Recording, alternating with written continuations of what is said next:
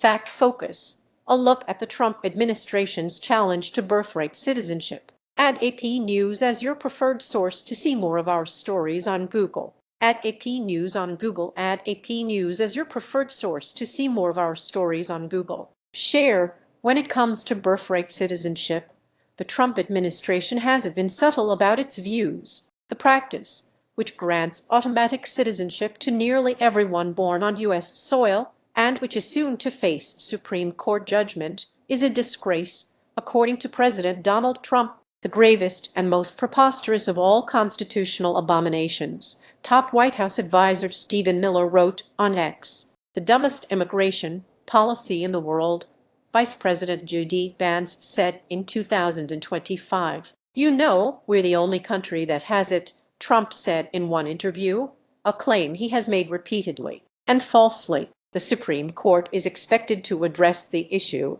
in the coming days, ruling on a Trump executive order that would upend more than a century of constitutional and legal history. "It's all up to a couple of people," he told reporters recently. "I hope they do what's right." Here's a closer look at the facts. Birthright citizenship became law in 1868. Birthright citizenship became law in 1868 when the 14th Amendment was ratified in the aftermath of the Civil War, in part to ensure that former slaves would be citizens. In the late 1800s, in the case of Wong Kim Ark, a man born in the U.S. to Chinese parents, it was expanded to include children of immigrants. In later cases, the Supreme Court ruled that anyone born in the U.S. is a citizen, including if their parents are in the U.S. illegally or temporarily. There are a tiny number of exceptions, mostly for children born in the U.S. to foreign diplomats. It became an accepted part of U.S. jurisprudence and, until Trump,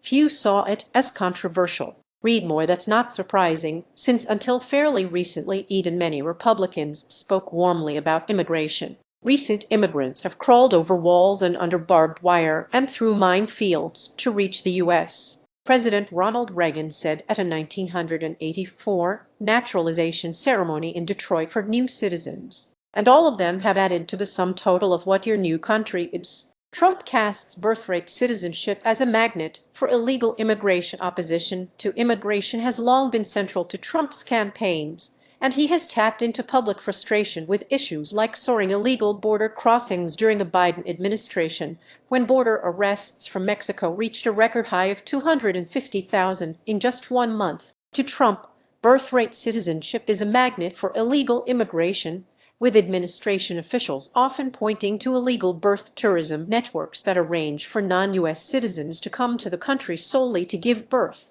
In legal arguments against the practice, government lawyers often focus on one phrase in the amendment, "subject to the jurisdiction thereof." Breaking with most legal scholars, they insist that means the U.S. can deny citizenship to babies born to women who are in the country illegally. But during April's oral arguments on the case, even some conservative Supreme Court justices questioned that approach. Trump